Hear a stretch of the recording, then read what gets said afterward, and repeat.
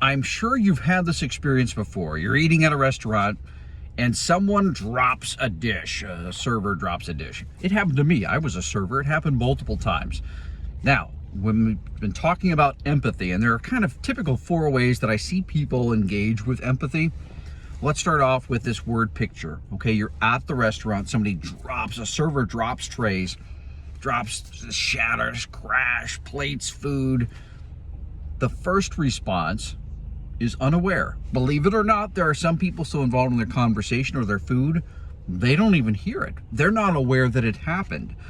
And this is one type of how people aren't aware that empathy is a thing or that it matters. It's not that they don't care about others. It's just empathy isn't something that they thought applied to them. It's not something that's caught their interest. They're not in a traditional leadership role.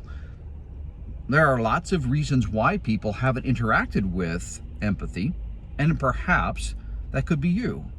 Perhaps this is the first time you've thought, empathy, well, how could that work for me if I want to be an effective leader, if I want to be a heroic leader, if I want to be an engaged leader? So unaware is the first type. They're unaware that it's a thing. Well, it is. I knew it was a thing. I didn't know it was a professional strength until I studied it several years ago. So the first response is you're unaware that it's a thing. Well, now that you are, what are you going to do with that? So that's the first type, unaware.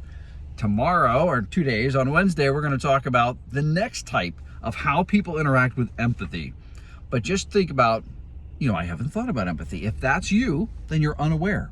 And that's easily changed. And we'll talk about 3 of the other ways in these videos as we go forward.